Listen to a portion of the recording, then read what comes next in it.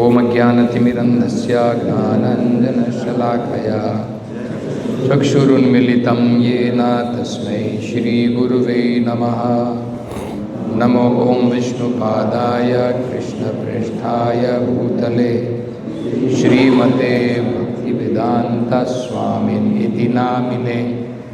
नमस्ते सारस्वते देवे गौरवाणी प्रचारिणे निर्विशेषा शून्यवादी पाश्चात्यदेशतारिणे।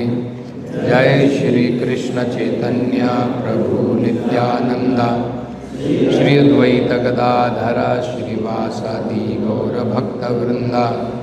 हरे कृष्णा कृष्ण कृष्ण हरे हरे, हरे राम राम राम हरे हरे। हरे कृष्णा कृष्ण कृष्ण हरे हरे, हरे राम राम राम हरे हरे। हरे कृष्णा कृष्ण कृष्ण हरे हरे, हरे राम राम राम हरे हरे। तो माता देवहूति ने इच्छा प्रकट की थी। किस प्रकार की इच्छा, उसमें बताया था, बिल्कुल शुद्ध इच्छा। क्या इच्छा थी उनकी? वो समझना चाहती थी आध्यात्मिक योग, जिसके द्वारा व्यक्ति जो इस संसार में बंधित है किस प्रकार से मुक्त हो सकता है। उन्होंने कहा था कि हमारा जो मन है, जो अनियंत्रित है, उसके कारण हमारा बंधन होता है संसार में। तो कपिल मुनि अब उसका उत्तर दे रहे हैं। तो उन्होंने कहा, श्री भगवान उवाचा, इससे पहले वाला श्लोक है, योग आध्यात्मिकः पुंसाम। मैं तुम्हें आध्यात्मिक योग के बारे में बताऊंगा। अब ये बड़ी महत्वपूर्ण बात है। सबसे पहले तो हमको ये समझना है कि योग का मतलब क्या होता है, ये हमको सही प्रकार से समझना है। जब भी योग शब्द का प्रयोग होता है तो हमारे मन में आता है कोई ऐसे बैठा हुआ है, पद्मासन में बैठा है, कोई शीर्षासन कर रहा है, कोई भस्त्रिका कर रहा है, कोई नाक से प्राणायाम कर रहा है। हमारे मन में केवल यही आता है, क्योंकि कुछ समय से लोग यही समझाते हैं योग यही होता है। और अगर आप पूछेंगे क्यों करना चाहिए योग, तो वो भी आपको बताएंगे आपकी हेल्थ अच्छी बनी रहेगी, आप बीमार नहीं पड़ेंगे। बढ़िया बात है, अच्छी बात है, इसमें कुछ बुरा नहीं है। लेकिन योग का मतलब हमको सही प्रकार से समझना है। ये जो आसन है या प्राणायाम है, ये अष्टांग योग का एक और दूसरा अंग मात्र है। योग के 8 अंग होते हैं। ये जो ध्यान योग है या जिसको अष्टांग योग कहते हैं, उसके 8 अंग हैं। अब देखिए, पहला और दूसरा तो कोई फॉलो करता ही नहीं।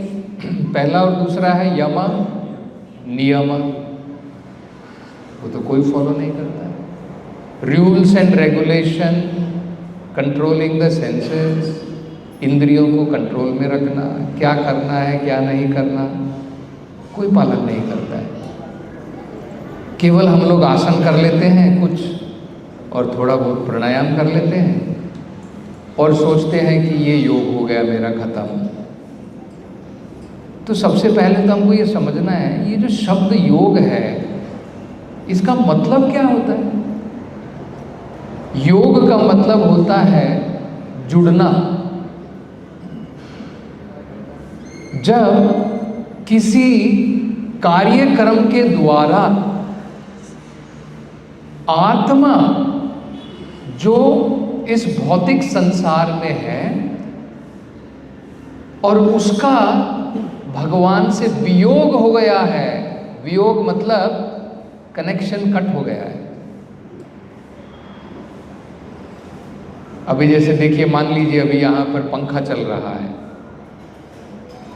हम अगर टैक्स नहीं भरते हैं हेस्कॉम का, इलेक्ट्रिसिटी बोर्ड का, थोड़े दिन नोटिस के बाद में वो हमारा कनेक्शन काट देंगे। पंखा यहीं पर रहेगा लेकिन चलेगा नहीं, क्योंकि कनेक्शन ही नहीं। फिर दोबारा अगर हम चाहते हैं तो हमें टैक्स भरना पड़ेगा और दोबारा कनेक्शन जुड़ जाएगा, दोबारा हमें वो फैसिलिटी प्राप्त होगी। ठीक इसी प्रकार से सभी जीवों का भगवान से सनातन संबंध है। सभी जीव भगवान से जुड़े हैं, कनेक्शन है। कैसा कनेक्शन है? अलग अलग प्रकार से कनेक्शन है। जैसे उदाहरण के तौर पर आपकी फैमिली में अलग अलग प्रकार के संबंध हैं। माता पिता का संबंध अलग है, बेटे का संबंध अपने माता पिता से अलग है, हमारे जो दोस्त हैं उनका संबंध अलग प्रकार का है। ये वैरायटी है, अलग अलग प्रकार हैं संबंध के, और इन संबंधों के द्वारा हमें आनंद मिलता है, खुशी मिलती है। हम फैमिली के साथ में रहते हैं, कई फैमिली के साथ में वैकेशन पर जाते हैं, कुछ फ्रेंड्स को बुलाते हैं, कुछ पार्टी करते हैं, अलग अलग प्रकार के संबंध होते हैं। ठीक इसी प्रकार से हर एक जीव भगवान के साथ किसी न किसी संबंध में जुड़ा हुआ है, और उस संबंध के द्वारा हमें आनंद की प्राप्ति होती है।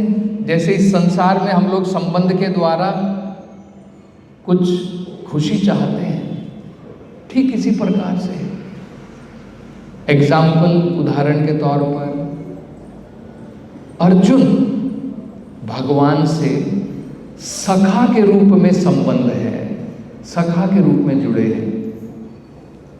गोपियां भगवान से प्रेम उस रूप में जुड़ी है। माता यशोदा, नंद महाराज, वसुदेव, देवकी, ये माता पिता के रूप में वात्सल्य उस रस में जुड़े हुए हैं। हनुमान जी वो भगवान राम के साथ सेवक के रूप में, दास के रूप में जुड़े हुए। तो अलग अलग संबंध है हर एक जीव का भगवान के साथ में। ये संबंध अब हम लोग भूल गए हैं। विस्मृता, विस्मृता का मतलब है वी हैव फॉरगॉटन। क्या भूल जाने से हमारा संबंध कट हो जाता है? मान लीजिए आपकी मेमोरी लॉस हो गई, आपका कहीं पे एक्सीडेंट हुआ और बाद में सर के ऊपर चोट लग गई, आपको कुछ याद नहीं आ रहा है कि आपके माता पिता कौन है, आपका भाई कौन है, बहन कौन है। तो क्या आपकी मेमोरी लॉस होने से वो संबंध कट गया क्या? वो रिलेशन तो अभी भी है, आप भूल गए और आप कहते हैं कि आप कौन है, मुझे क्या लेना देना है आपसे, क्योंकि आप भूल गए, आपको पता नहीं। लेकिन अगर किसी न किसी प्रकार से आपकी मेमोरी वापस आ जाए तो इमीडिएटली वो संबंध पुनर्स्थापित हो जाता है और कुछ जरूरत नहीं है। आपकी वो मेमोरी जो लॉस हो गई है वो पुनर्स्थापित करनी है, इसी को योग कहते हैं। जो हमारी विस्मृति हो गई है कि भगवान से मैं जुड़ा था, भगवान से मेरा कुछ संबंध था, वो हम भूल गए हैं माया के कारण। जिस प्रकार से एक्सीडेंट में आपकी मेमोरी चली जाती है, माया के प्रभाव से हम अपना संबंध भगवान के साथ में भूल गए हैं। भगवान आते हैं कपिल जी के रूप में, स्वयं भगवान कृष्ण के रूप में भी आते हैं, वही संबंध याद दिलाने के लिए। मन्मना भव मद्भक्तो मद्याजी माम नमस्कुरु सर्वधर्मान परित्यज्य मामेकम शरणं व्रजा। भगवान आते हैं वो याद दिलाने के लिए। तो योग का मतलब वही होता है, जो हमारा संबंध हम भूल गए हैं, दोबारा उसको कनेक्ट करना किसी तरीके से। तो जिस प्रकार से अलग अलग तरीके से आपकी मेमोरी वापस आ सकती है। कुछ तरीके ऐसे हो सकते हैं जो बहुत समय लेंगे, बहुत टाइम लगेगा। कुछ तरीका ऐसा हो सकता है कि फटाफट आप जो है दोबारा अपनी मेमोरी प्राप्त कर लेते हैं। ठीक इसी प्रकार से है, अलग अलग योग हैं, कर्म योग है, ज्ञान योग है, ध्यान योग है। ये जो योग है, कर्म योग, ज्ञान योग और अष्टांग योग या ध्यान योग, ये हमारा संबंध भगवान के साथ बहुत समय लेने के बाद हम भगवान से जुड़ पाएंगे। समय लगेगा, बहुत जल्द नहीं होने वाला है। भक्ति योग ये जो है डायरेक्ट हम भगवान के साथ में जुड़ सकते हैं। तो दोनों में ये अंतर है। उदाहरण के तौर पर मान लीजिए आपको एक अपार्टमेंट में जाना है, उसमें 100 फ्लोर है। आप दो तरीके से जा सकते हैं। आप स्टेयरकेस ले सकते हैं, सीढ़ियों पर चढ़ के जाएंगे, तब क्या है, first floor, second floor, third floor, fourth floor, सबको पार करके जाना पड़ेगा, सब जगह चढ़ना पड़ेगा। आप डायरेक्ट लिफ्ट ले सकते हैं, डायरेक्ट 100th फ्लोर दबा दीजिए, कहीं पर रुकने की भी ज़रूरत नहीं, सीधे आप 100 फ्लोर पे पहुंच जाएंगे। भक्ति योग उस प्रकार का कार्यक्रम है। तो भगवान जब भी आते हैं तो दोनों प्रकार के कार्यक्रम देते हैं, लेकिन फिर भी भगवान कहते हैं ये अच्छा है, दिस इज बेटर। जब अर्जुन ने ये प्रश्न पूछा, भगवान बहुत सारे योग आपने बताए, कर्म योग बताया, ध्यान योग बताया, ज्ञान योग बताया, कौन सा योग करना चाहिए, कौन सा बेटर है? भगवान उत्तर देते हैं, योगी नाम अपि सर्वेषां, सभी प्रकार के योगियों में से मदगतः अंतरात्मना श्रद्धावान भजते यो माम समय युक्त तमो मतः। वो योगी सबसे टॉप मोस्ट है जो भक्ति सेवा में लगा है। श्रद्धावान भजते यो माम। भगवान चाहते तो कह सकते थे ज्ञान में जो लगा हुआ है, कर्म योग में लगा है, या आंखें बंद करके प्राणायाम कर रहा है, ध्यान योग कर रहा है। भगवान ने तो नहीं कहा। वो ग्रेजुअल है, वो धीरे धीरे आपको लेकर के जाएंगे। और क्या है, वो सबके लिए प्रैक्टिकल नहीं है। आप में से कितने लोग 4 वेदों को पढ़ करके सारे अर्थ समझ सकते, बताइए मुझे। अरे कलयुग में हमारी परिस्थिति क्या है, हमें कुछ पता है क्या? कलयुग में हमारी परिस्थिति ऐसी है, जो भगवत गीता पूरी बोलने में मैक्सिमम 2 घंटे लगते हैं। 700 श्लोक है, 700 श्लोक बोलने में 2 घंटे से ज़्यादा तो नहीं लगेगी। अर्जुन ने सारी भगवत गीता 2 घंटे में, और वो भी कहां पर, कहीं साइलेंट जगह पर नहीं, युद्ध भूमि में। वहां की परिस्थिति देखिए, युद्ध भूमि की परिस्थिति में भगवान भगवत गीता सुना रहे हैं, और वही 1.5-2 घंटे के अंदर में अर्जुन को सब समझ में आ गई। हम पूरा जीवन भी लगा देते हैं, फिर भी हमारी समझ में नहीं आती है। ये भगवत गीता जो वेद व्यास ने महाभारत के अंश के रूप में लिखी है। महाभारत जो है वो स्त्रियां, वैश्य तथा शूद्रा, द्विजबंधु, इन लोगों के लिए बनाई गई है।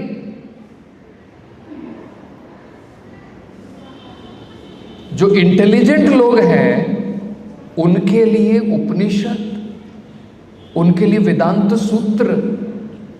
अब हमको भगवत गीता ही नहीं समझ में आती, हम लोग वेदांत कहाँ से समझेंगे भाई, उपनिषद कहाँ से समझेंगे? ये हमको समझना है। ये कलयुग अनेकों प्रकार के दोषों से भरा हुआ है। ना हमारे पास में उतना समय है, ना हमारे पास में उस प्रकार का जीवन है। पहले जब ये लोग योग करते थे, कितने सालों तक जीते थे, हजारों सालों तक जीते थे। उनकी लाइफ स्पैन बहुत लंबी थी। हमारी कितनी है? 40 साल में भी पता नहीं लगता है कब हार्ट अटैक आ जाए। सुनते होंगे आप 50 साल के अंदर में, अरे कल ही तो उससे फ़ोन के ऊपर बात हुई थी, अभी पता चला हार्ट अटैक होकर के चला गया। कोई गारंटी नहीं है कलयुग में। 40 साल जिएंगे, 50 साल जिएंगे, कुछ गारंटी नहीं है। तो ये कलयुग है। मेमोरी कितनी है? बहुत शॉर्ट है। ऐप के ऊपर डिपेंड होना पड़ता है। बेटे का बर्थडे भी भूल जाते हैं हम लोग, मैरिज एनिवर्सरी भी भूल जाते हैं, है ना? ये कलयुग है। पहले अगर एक बार सुन लिया तो लिखने की कोई ज़रूरत नहीं पड़ती थी। सुन करके श्रुतिधर जो सुन लिया वो माइंड में बैठ गया। कोई नोट्स बनाने की ज़रूरत नहीं पड़ती थी, अभी बनाने पड़ते हैं, कलयुग है। तो अनेकों प्रकार के कलयुग के अंदर में कमियां हैं, फॉल्ट है। इसलिए कलयुग के लिए कौन सा प्रैक्टिकल मेथड है वो करना चाहिए, वही भगवान बता रहे हैं। देखिए यहाँ पर अगर आप देखेंगे ट्रांसलेशन में, it is serviceable and practical in every way. भगवान कह रहे मैं ऐसा कार्यक्रम नहीं देने वाला हूं जो प्रैक्टिकल नहीं है। भगवान ने अर्जुन को जब ध्यान योग के बारे में बताया, अर्जुन ने कह दिया साफ साफ, भगवान प्रैक्टिकल नहीं, आई कैन नॉट, क्लियरली कह दिया। जब अर्जुन से नहीं हुआ, हम लोग क्या करेंगे, है ना? ये समझना चाहिए। केवल ये 2 अंग कर देने मात्र से योग नहीं हो जाता है। पहले तो हमको समझना है वो किस लिए होता है। आसन जो किए जाते हैं और प्राणायाम जो किया जाता है, आसन जो अलग अलग प्रकार के होते हैं, शरीर को एक स्थान पर लंबे समय तक रखने के लिए,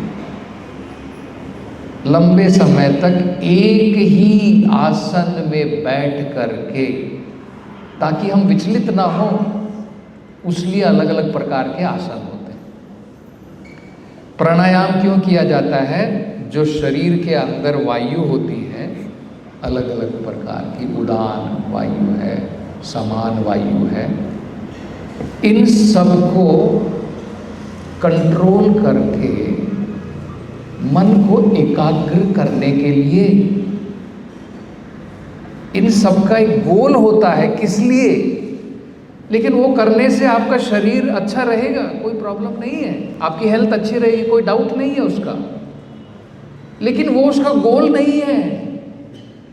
प्राणायाम करके मेरी हेल्थ अच्छी रखनी है बस, ये उसका गोल नहीं है, ये उसका लक्ष्य नहीं है, ये इसका साइड बाई प्रोडक्ट है बस।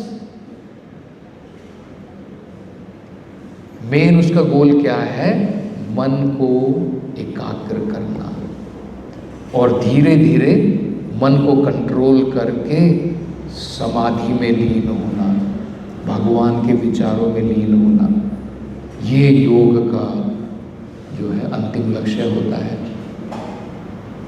तो ये जो योग हम लोग कहते हैं वो कलयुग में प्रैक्टिकल नहीं। जैसे उदाहरण के तौर पर भगवत गीता में बताया है, पहली कंडीशन क्या बताइए? सेलिबेसी, ब्रह्मचार्य। मतलब जो गृहस्थ लोग हैं, या तो आप फैमिली छोड़ दीजिए और सीधे जंगल चले जाइए। आप सोच रहे हैं कि नहीं फैमिली के साथ में रहूँगा, बीवी बच्चे भी रहेंगे और मैं बड़ा योगी बन जाऊँगा, वो पॉसिबिलिटी नहीं है। Complete you have to give up sex life. कहाँ पॉसिबल है कलयुग? फिर कहा है कि एकांत स्थान पर जाना है, पवित्र स्थान पर जाना है। जैसे लोग हरिद्वार जाते थे, ऋषिकेश जाते थे, इस प्रकार के ऐसे सिटी में एक बेंच लगा लिया, वहाँ पर 10-15 लोग एक साथ इकट्ठे हो गए और हम लोगों ने सोचा योग करेंगे। ये योग का तरीका नहीं है। एकांत स्थान पर अलग से जाना है। ये भीड़ भाड़ में बैठ करके हम लोग सोच रहे कि हम लोग योग करेंगे, ये हम क्राइटेरिया फुलफिल ही नहीं कर रहे जो कंडीशन बताई गई है। तो ये होता है, तो वो सब प्रैक्टिकल नहीं है। भगवान यहाँ पे कह रहे हैं मैं तुम्हें प्रैक्टिकल मेथड दे रहा हूँ। किसके लिए अब बताइए? देवहूति के लिए। आप बताइए क्या देवहूति माता सारे वेदों को पढ़ करके ये थोड़ी तरीका बता रहे हैं कि तुम सारे वेदों का पठन करो? नहीं बता रहे। नहीं तुम सब कुछ छोड़ करके जंगल में चले जाओ, ध्यान लगाओ। वो कह रहे प्रैक्टिकल तरीका, चाहे स्त्री हो, चाहे वैश्य हो, शूद्र हो, कोई भी क्यों ना हो, और वो है भक्ति योग। तो इससे पहले भगवान ने बताया था मैं कौन सा योग बताने जा रहा हूँ। सांख्य योग और भक्ति योग में कोई अंतर नहीं है, ये हमको समझना है। तो देखिए उन्होंने क्या कहा था। श्री भगवान वाचा योग आध्यात्मिका पुंसाम। मैं जो तुम्हें बताने जा रहा हूँ वो आध्यात्मिक है, उसमें कोई भौतिकतावाद नहीं है, मटेरियलिज्म नहीं है। इसका गोल स्पिरिचुअल है। फिर क्या कहते हैं? मतो निःश्रेषाय में। निःश्रेषाय का मतलब होता है जो अल्टीमेट बेनिफिट के लिए है। शरीर का बेनिफिट अल्टीमेट नहीं है। आप शरीर को अच्छा से रखिए, हेल्दी रखिए, बाद में एक दिन तो जाने वाला है। एक दिन जब ये शरीर हम छोड़ करके चले जाएंगे, हमारी हेल्थ कहाँ, हमारी वेल्थ कहाँ, सब चला जाएगा। तो निःश्रेषाय का मतलब होता है जो आत्मा के बेनिफिट के लिए है, ये शरीर के लिए नहीं है, आध्यात्मिक है, ये आत्मा की भलाई के लिए है। सबसे पहले तो आपको ये समझना है, योग शरीर मात्र के लिए नहीं है। योग जो है आत्मा और परमात्मा के मिलन के लिए है, वो योग का मतलब होता है। फिर क्या कहते हैं? फिर कहते हैं अत्यंत उपारति ही यत्र दुखस्य सुखस्य च। सभी प्रकार के भौतिक दुख और सुखों से हम परे हो जाएंगे। तब हमारे मन में आएगा अरे भौतिक सुख से भी परे हो जाएंगे, हमें भौतिक खुशी नहीं मिलेगी। लेकिन आपको ये समझना है क्या है भौतिक खुशी में, जरा बताइए ऐसा क्या है? हर एक भौतिक आनंद के बाद कष्ट होता है। ये भौतिक संसार है, यहाँ पर आपको कंप्लीट आनंद तो नहीं मिलने वाला है। कोई है व्यक्ति नहीं मेरे जिंदगी में कोई दुख नहीं है, मेरी जिंदगी में कोई प्रॉब्लम ही नहीं है, ऐसा नहीं है। भौतिक संसार में दोनों का मिश्रण है। कभी आपको थोड़ा सुख मिलता है, कभी दुख मिलता है, फिर सुख मिलता है, ये साइकिल चलती रहती है। भगवान कह रहे हैं इस आध्यात्मिक योग के द्वारा ये भौतिक सुख और दुख से परे हो जाओगे। जब हम भौतिक सुख और दुख से परे हो जाएंगे तभी जाकर के आध्यात्मिक आनंद हम चख पाएंगे। भगवान यही भगवत गीता में भी बताते हैं, सुखे दुखे समाकृत्वा, सुख और दुख को समान रूप से लेना है। जैसे भगवत गीता में भगवान कहते हैं, मात्रा स्पर्शस्तु कौन्तेय शीतोष्ण सुख दुखदा। ये भौतिक संसार के सुख दुख क्या है? हमारी इंद्रिया जब इंद्रियों वस्तु के स्पर्श में आती है वही सुख और दुख देती है। जैसे देखिए, अभी गर्मी चल रही है, आपको फैन चल रहा है, मजा आ रहा है। फैन बंद कर देंगे, आप थोड़ी देर भी क्लास में नहीं बैठ पाएंगे। मान लीजिए घोर ठंडी पड़ रही है, टेम्परेचर जो है 7-8 डिग्री हो गया है, और यहाँ पर आकर के कोई फैन चला दे, आप उसको डांट मारेंगे, अरे क्या है, दिखता नहीं क्या, इतनी ठंडी पड़ रही है, क्यों आपको कष्ट होता है? अरे पंखा तो वही है, आपकी चमड़ी भी वही है, कभी आपको सुख दे रही है, कभी दुख दे रही है। ये स्पर्श के कारण है, मात्र स्पर्श। भगवान कहते हैं उसको हमें टॉलरेट करना है, क्योंकि भौतिक सुख गर्मी और सर्दी की तरह आते हैं जाते हैं। यही भगवान कहते हैं, शीतोष्ण सुख दुख दाह। शीता मतलब होता है कोल्ड, उष्ण मतलब होता है गर्मी। जिस प्रकार से गर्मी और सर्दी आते जाते रहते हैं, उसी प्रकार से सुख दुख आते जाते रहते हैं। दूसरी जगह भगवान ये भी बताते हैं, जो व्यक्ति भौतिक सुख दुखों को समान रूपों से ले सकता है, स अमृतत्वाय कल्पते, वो सनातन जीवन की तरफ बढ़ सकता है। तो देखिए ये भी इम्पोर्टेंट है। तो भगवान जो तरीका बताने वाले हैं कोई ऑर्डिनरी नहीं है, वो आत्मा के अल्टीमेट बेनिफिट के लिए है, आत्मा की अल्टीमेट भलाई के लिए है जो तरीका बता रहे। फिर दूसरा प्रश्न ये उठेगा हमारे मन में, अरे क्यों ना, हमने बहुत लोगों का सुना है एक अवतार कहीं पर प्रकट हुआ है और वो अवतार कह रहा है, भाई सुनो, मैं तुम्हें ये जो वेदों में दिए हैं वो तरीका नहीं बता रहा हूं, मैं नया तरीका बताऊंगा, नया इन्वेंशन किया है मैंने, आध्यात्मिक तरीका। यहां पर देखिए, भगवान कपिल मुनि अगर वो चाहते तो नया तरीका मैन्युफैक्चर करके बता सकते थे, लेकिन भगवान ने तो नहीं कहा। भगवान ने कहा कि वही पुराना जो मैंने महान ऋषियों को सुनाया था, सेम वही भगवत गीता में भी भगवान कहते हैं, अर्जुन मैं जो तुम्हें ज्ञान देने जा रहा हूं ये कोई मेरी इन्वेंशन नहीं है अभी की, वही योग जो मैंने सूर्य भगवान विवस्वान को बताया था, विवस्वान ने मनु को बताया, मनु ने इक्ष्वाकु को बताया। इस प्रकार से परंपरा में चला आ रहा था, परंपरा टूट गई, ये ज्ञान लुप्त हो गया, दोबारा स्थापित करने के लिए फिर मैं आया हूं यही ज्ञान प्रदान करने के लिए। पुराना प्रोक्ता, पुराना मतलब वही पुराना, क्योंकि हम सनातन हैं, हम इटर्नल है, भगवान भी इटर्नल है, हमारा जो धर्म है वो इटर्नल है, नया इन्वेंशन करने की जरूरत ही नहीं है। इसलिए तो इसको सनातन धर्म कहते हैं। सनातन का मतलब क्या होता है? आत्मा सनातन, परमात्मा सनातन, आत्मा और परमात्मा का संबंध भी सनातन, और जिस तरीके के द्वारा वो संबंध पुनर्स्थापित किया जाता है उसको सनातन धर्म कहते हैं। और हम कहाँ जाएंगे? सनातन धाम, वापस सब सनातन है, तो ये नया इन्वेंशन की कोई जरूरत ही नहीं, ये हमको समझना है।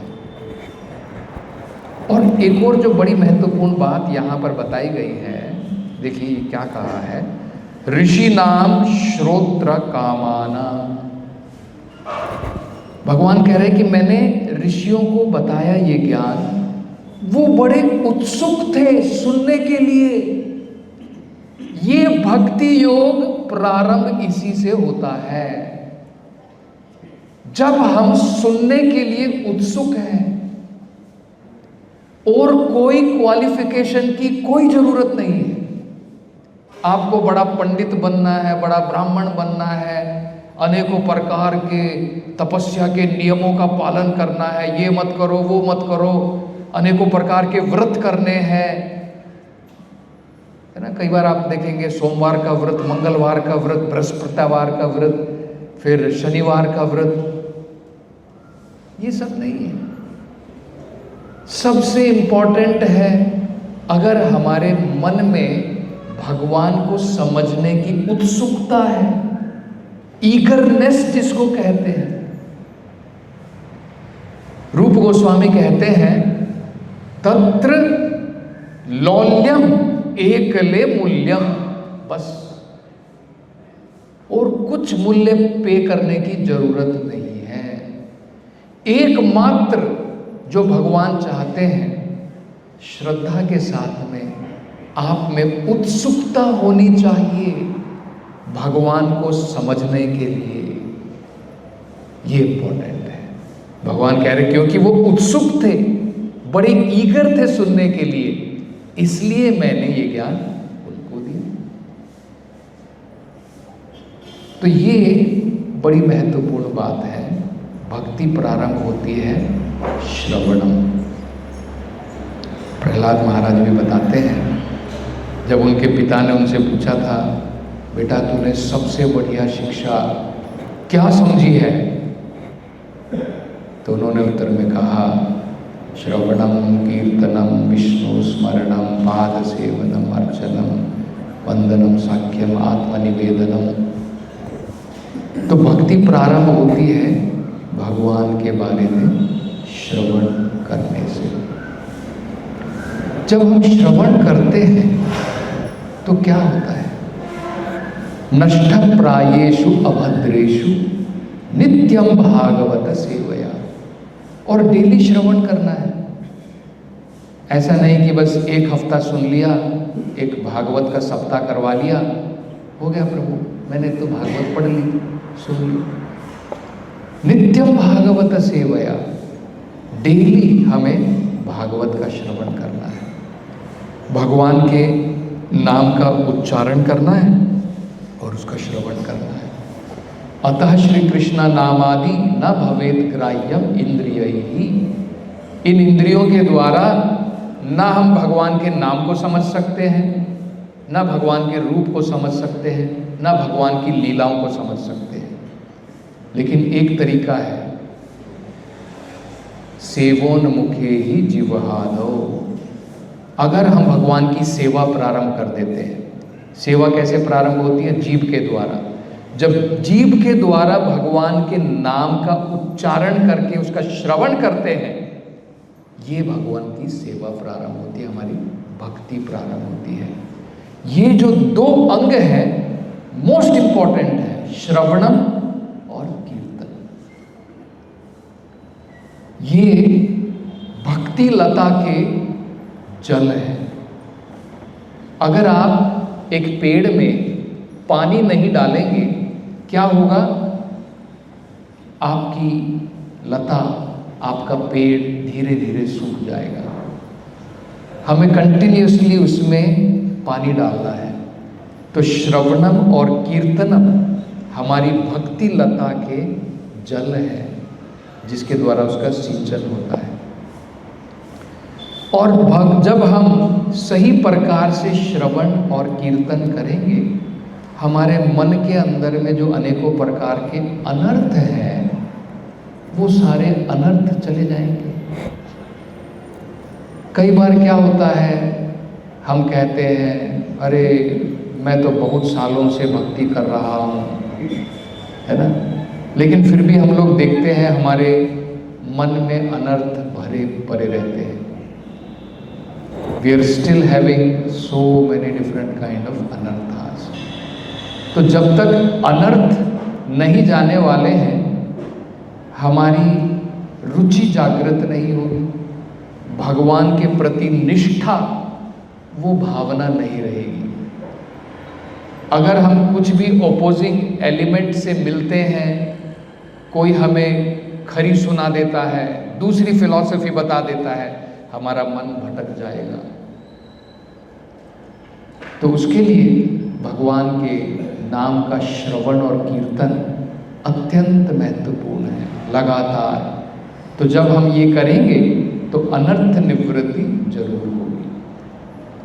तो भक्ति मार्ग जो है, जो यहाँ पर बताया गया है, जो कपिल देव जी बता रहे हैं, सरल है, बहुत ही प्रैक्टिकल है। और इसमें इम्पॉर्टेंट क्या बात है, ये भगवान भगवद गीता में बताते हैं कि आध्यात्मिक जो कार्यक्रम होता है उसमें कोई लॉस नहीं है, कोई लॉस नहीं है। मान लीजिए एक व्यक्ति वो मंदिर आया, मंदिर आकर के उसने भगवान की विग्रह को प्रणाम किया। मंदिर आने के बाद में उसने देखा कीर्तन चल रहा है, भक्तों के कीर्तन में उसने भी ताली बजानी प्रारंभ की और उसने भी जो है गाना प्रारंभ किया। ये सब उसकी आध्यात्मिकता का विकास है। मान लीजिए थोड़े दिन के बाद में उसका काफी इंटरेस्ट रहा, 16 माला का जप उसने प्रारंभ किया, लेकिन कुछ कारण हो गया जिसके कारण उसने भक्ति छोड़ दी। फिर दोबारा अपने ओल्ड काम में लग गया, सभी उसी प्रकार के भौतिक कर्मों में जुड़ गया। वेद कहते हैं फिर भी उसका कुछ लॉस नहीं है, फिर भी उसका कुछ लॉस नहीं। त्यक्त्वा स्वधर्मम चरणाम्बुजम हरे, नारद मुनि कहते हैं। मान लीजिए एक व्यक्ति ने अपने भौतिक कर्म सारे छोड़ दिए और सब कुछ छोड़ करके उसने केवल भगवान की भक्ति अपना ली है। चरणाम्बुजम हरे, त्यक्त्वा स्वधर्मम, अपने धर्म जो भी अलग अलग प्रकार का, मेरा फैमिली धर्म, मेरा ये धर्म, मेरा वो धर्म, सब छोड़ करके चरणाम्बुजम हरे, भगवान के चरण कमलों को उसने जो है भक्ति के द्वारा अपना लिया है। लेकिन भजन अप कवो पते तदो, यदि उसकी भक्ति अभी परिपक्व नहीं हुई, मैच्योर नहीं हुई और बीच में भटक गया रास्ता, सब छोड़ करके चला गया, तो नारद मुनि कहते हैं यत्र को अभद्रम, फिर भी उसके लिए कुछ बुरा नहीं हुआ। अभद्रम मतलब फिर भी कुछ अभद्र नहीं है उसके जीवन में। और मान लीजिए एक दूसरा व्यक्ति है, वो अपने सारे कर्म अच्छे से करता है। आपने कई बार सुना होगा, मैं ऑनेस्टली अपना काम करता हूं, मैं किसी को दुख नहीं देता हूं, मैं किसी को परेशान नहीं करता हूं, यही मेरा धर्म है। कई बार आपने सुना होगा, लोग कहते हैं, नारद जी कहते हैं उसका गेन क्या है, उसको क्या मिलने वाला है। और ये व्यक्ति जिसने अपने स्वधर्म का त्याग कर दिया, भगवत भक्ति ले ली, लेकिन कुछ कारण से उसकी भक्ति अधूरी रह गई, छोड़ करके चला गया, नारद जी कहते हैं उसका लॉस क्या है, बताइए? कोई लॉस नहीं। क्योंकि एक व्यक्ति जिसने अपने सारे कर्म पूरे किए, ऑनेस्टी का पालन किया, उसकी कोई गारंटी नहीं है अगले जीवन में कुत्ता बिल्ली के रूप में भी जन्म ले सकता है। लेकिन भगवान गारंटी देते हैं, शुचिनाम श्रीमताम गे योग भ्रष्ट संजायते, जो योग से भ्रष्ट हुआ है, भगवान कहते हैं उसके लिए कोई लॉस नहीं है। मिनिमम भगवान गारंटी दे रहे हैं अगले जीवन में शुचिनाम श्रीमताम गे है, उसका जन्म एक पवित्र परिवार में, एरिस्टोक्रेटिक रॉयल फैमिली में उसका जन्म होगा, ताकि जहां पर उसने छोड़ा था वहां से दोबारा ले सके। ये योग भगवान कपिल मुनि देवहूति को बता रहे हैं। तो हम लोग जो प्रैक्टिस कर रहे हैं भक्ति योग, ये कोई ऑर्डिनरी नहीं है। हमको उसका मूल्य समझना चाहिए। We should understand the value and practice very seriously, बड़ी ही निष्ठा के साथ में, गंभीरता के साथ में। ये दो चीज़ें बहुत महत्वपूर्ण हैं, सिंसियरली एंड सीरियसली। निष्ठा के साथ में, पूरी गंभीरता के साथ में हमें जो है ये अपने जीवन में अपनाना चाहिए। Stop this. ग्रंथराज श्रीमद् भागवतम की जय। विश्व